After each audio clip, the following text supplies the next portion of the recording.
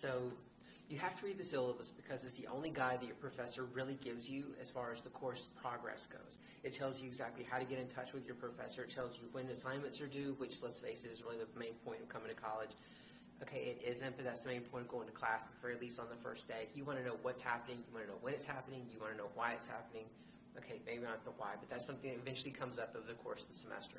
So on the first day of class, when you get that syllabus, treat it like it's prime treasure, because that's what it is. It's that guide that lets you know exactly what's happening for the rest of the semester, and that way you're not going to look like a stupid idiot towards the end of the semester when you tell the professor, I didn't know that that was due. Seriously, don't do that.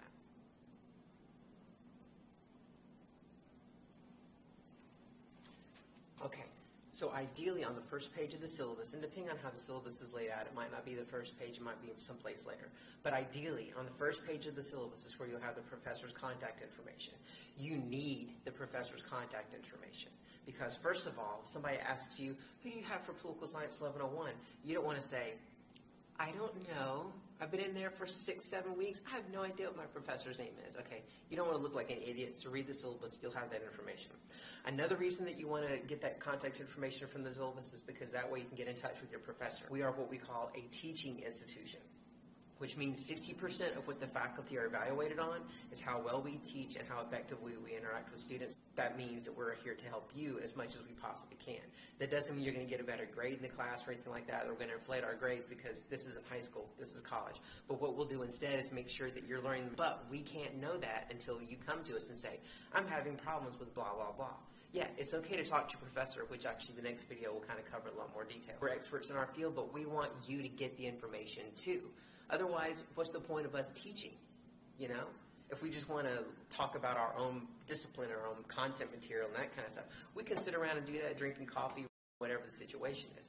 But instead, we want to teach you the material, teach you the skills, the interactions, the thought processes behind what goes on into our discipline.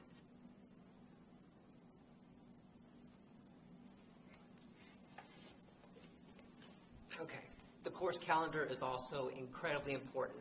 Yes, the professor's contact information is important, but definitely the course calendar is important because that's where professors put down when assignments are due, which particular assignments are due, and essentially what's going to happen in class every day. Now, why is all that important?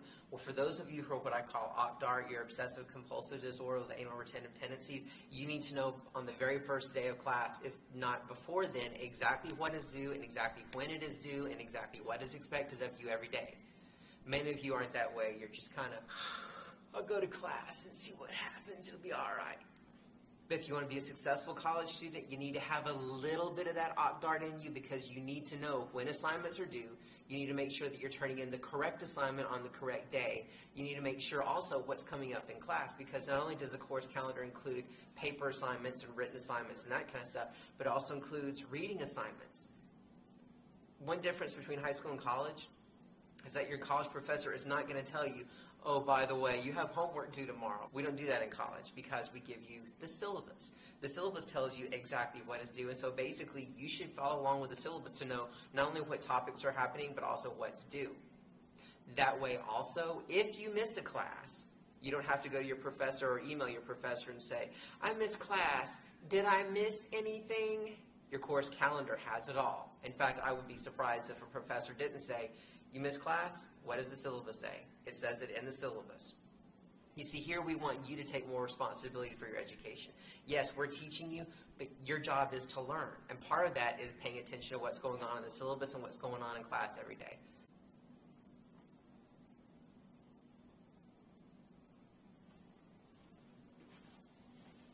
Some professors, depending on the situation, like to include their assignment details in the syllabus itself.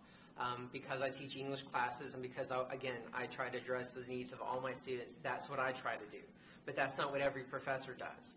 Usually in the syllabus is where you'll find some kind of information about the assignments that are due, especially the major assignments that are due sometime in class. Major assignments such as papers, projects, or whatever the situation is. So that's where you'll find that information usually is in the syllabus. If you don't get it in the syllabus on the first day, you can read through as you get a chance, and definitely do that. Not just in class, but also do it out of class once you leave the class. Read the syllabus. Find out what you're supposed to have done that day, what's due the next day, so on and so forth. When the professor does give you assignment details that are not included in the syllabus, and some professors will do that. You have a paper coming up, blah, blah, blah, so they'll give you the paper assignment as a separate sheet. When you get those assignment details, read through them, make sure you understand them. That is a key part. Make sure you understand what the assignment is, because many people read through the assignments and go, oh, I've got a 5 to 10 page paper due on blah, blah, blah day, and it's due on this topic, whatever. That's great, but if you don't know the full nuances of what is due, then sometimes that can penalize you. Read those assignment details, because otherwise, when you come to the professor later on and say, I didn't know that I had to do that, the professor's going to say, yes, you did. I gave you the assignment details, if not in the syllabus, then at least on this separate sheet, so you knew you had to do it.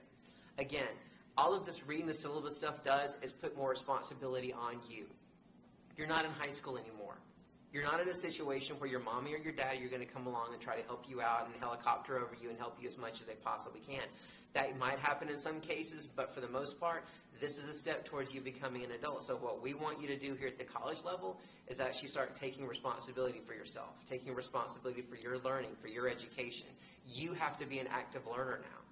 No more are you just sitting around in class kind of hoping that all this stuff is going to be absorbed by diffusion, not osmosis, by diffusion. You can't do that. It's unacceptable. You have to participate in your learning. This is college after all, one step away from the real world.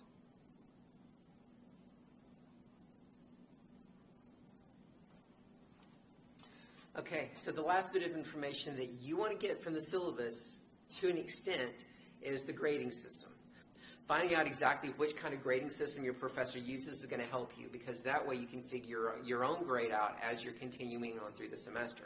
That way you don't have to rely on our midterm progress reports to find out where you stand. You can actually kind of figure it out on your own.